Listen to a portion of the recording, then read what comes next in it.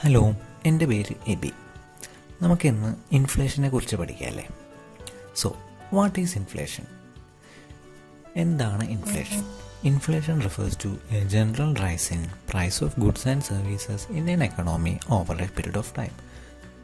അതായത് സാധനങ്ങളുടെയും സേവനങ്ങളുടെയും വില വർധനവിനെയാണ് ഇൻഫ്ലേഷൻ എന്ന് പറയുന്നത്.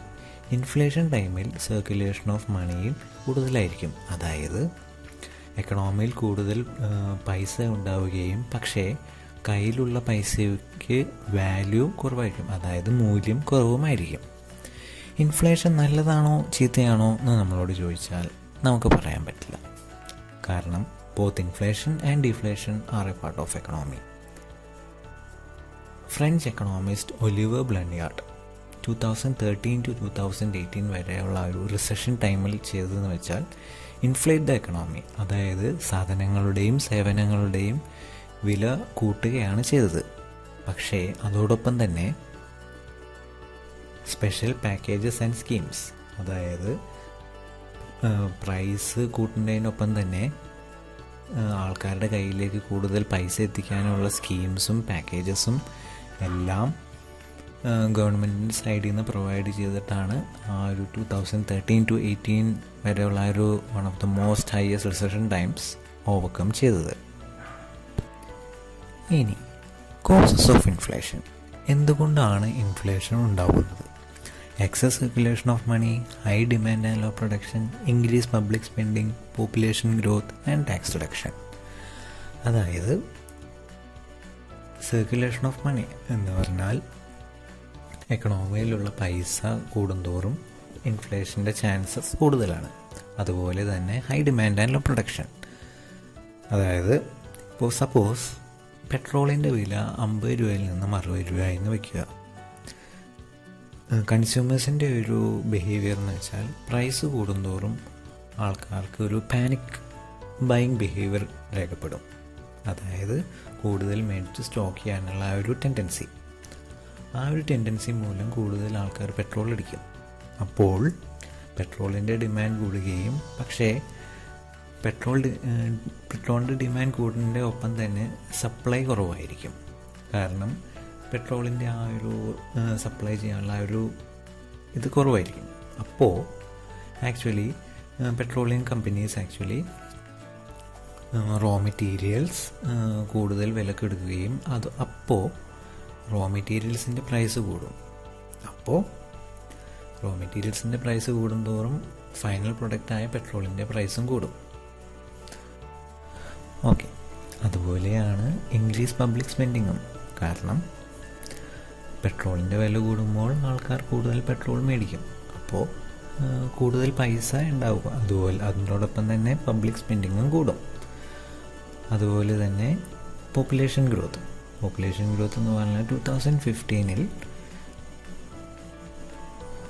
പെട്രോളിൻ്റെ ഡിമാൻഡ് 50% ആയിരുന്നെങ്കിൽ 2019 or 2020 അത് 60 or 70% ആയിട്ടുണ്ട്.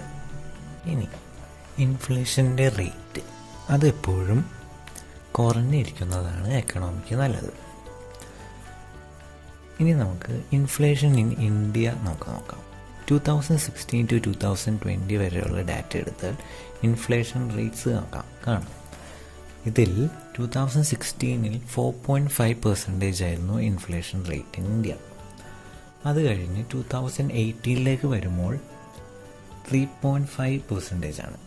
അതായത് 2016 to 2020 വരെയുള്ള ആ ഒരു പീരീഡിൽ ഏറ്റവും കുറഞ്ഞ ഇൻഫ്ലേഷൻ റേറ്റ് എന്ന് പറഞ്ഞതാണ് 3.8%. അതും കഴിഞ്ഞ് 2019 and 2020 വരുമ്പോൾ ഇൻഫ്ലേഷൻ റേറ്റ് നിയർലി ടു 5% ആണ്. അത് ഉണ്ടാവാൻ കാരണമെന്ന് വെച്ചാൽ നമ്മുടെ കൊറോണ വൈറസ് ആൻഡ് പാൻഡമിക് കാരണം കൂടുതൽ ഡിമാൻഡ് കൂടുകയും പാനിക് ബൈയിങ് അങ്ങനത്തെ സിറ്റുവേഷൻ മൂലമാണ് ഈ ഒരു ക്ലോസ് ടു 5% ഇൻഫ്ലേഷൻ റേറ്റ് വരാൻ കാരണം. ഇനി റെമഡീസ് ഫോർ ഇൻഫ്ലേഷൻ വന്നാൽ നമുക്ക് എന്തൊക്കെ ചെയ്യാൻ പറ്റും കുറക്കാൻ? Reducing the money flow, increasing rate of loans, increasing rate of deposits. അതായത് റെഡ്യൂസിങ് ദ മണി ഫ്ലോ. എക്കണോമിയിലേക്ക് വരുന്ന ഒരു മണിയുടെ അളവ് കുറച്ചാൽ നമുക്ക് ഇൻഫ്ലേഷൻ അണ്ടർ കൺട്രോൾ കൊണ്ടുവരാൻ പറ്റും. ഈ മണി ഫ്ലോ എല്ലാം നോക്കുന്നത് നമ്മുടെ അപ്പെക്സ് ബോഡിയായ RBI ആണ്, റിസർവ് ബാങ്ക് ഓഫ് ഇന്ത്യ.